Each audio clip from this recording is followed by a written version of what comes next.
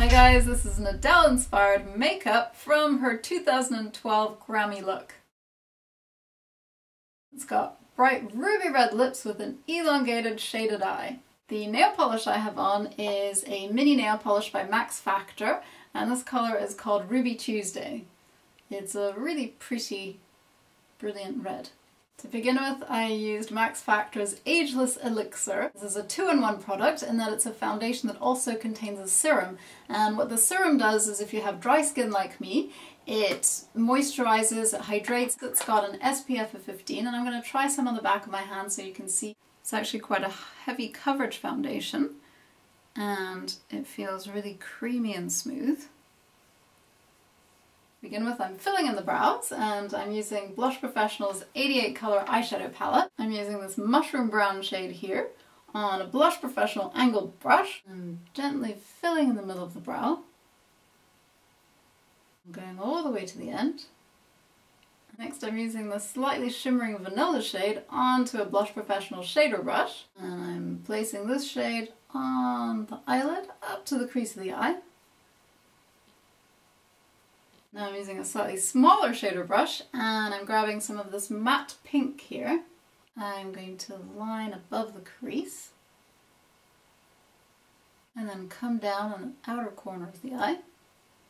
And with a blending brush, I'm blending this through so it's a much subtler division. You don't want a cut crease, but more of a subtle shadow. And on another clean Blush Professional shader brush, I'm choosing this color here. It's the fourth one down. It's a very pale cream color. I'm shading in the brow bone, going under the brow.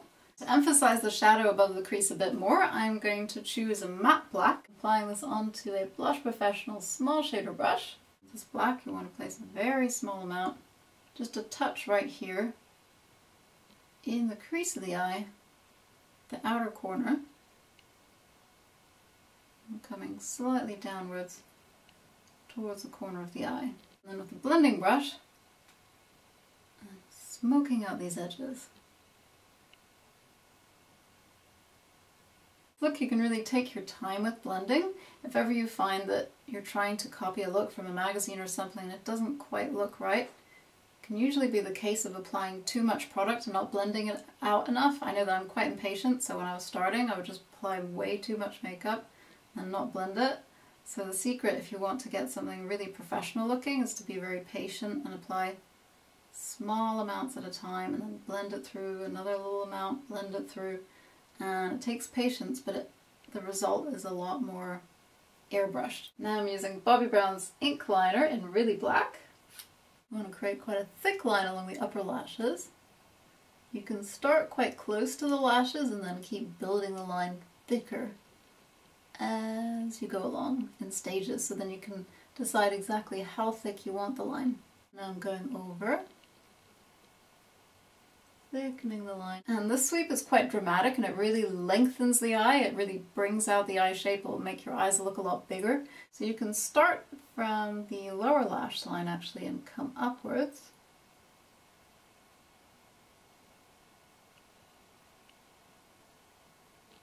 And then bring that dramatic sweep inwards and attach it back to the upper lash line. Now using a Blush Professional flat shader brush, I'm grabbing a bit more of this matte pink we used earlier, and I'm lining the lower lash line quite close to the lashes. Now I'm using Bourjois' Khol Contour Shadow and Light Pencil, and I'm using the black end, and I'm lining quite a thin line along the lower lash line. And now using the iridescent white end of this Bourjois pencil, I'm lining the lower waterline. And I'm also colouring in this inner corner. Now I'm using MaxFactor's False Lash Effect Mascara. And I'm giving a good coat of this mascara to my bottom lashes. And I'm amping up the top lashes as well. This mascara really gives beautiful length as well as volume. False lash that I'm going to use looks like this, and it's really going to help us achieve that elongating effect. And I'm sticking this lash down as tight as possible over the upper lash line, but at the end I'm kind of raising it Sometimes if you just follow, especially if you've got quite a long lash, if you just follow your upper lash line, it will look droopy at the end. So what you want to do to avoid that is actually raise it. Don't follow your lash line at the end. At the inner corner, you can paste it down tight.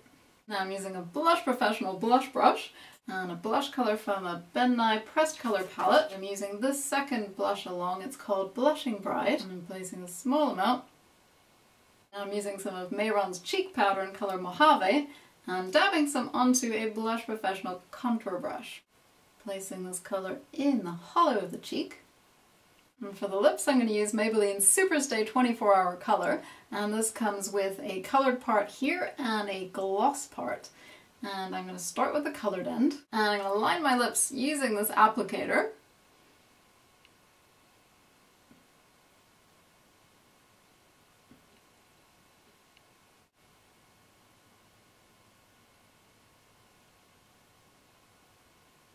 And once you have the lips lined, you can fill in the middle.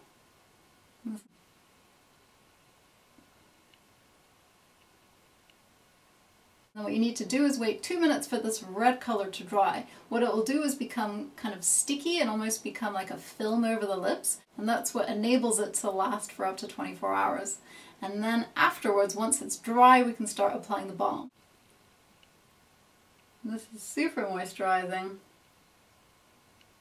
and it kind of creates a gloss.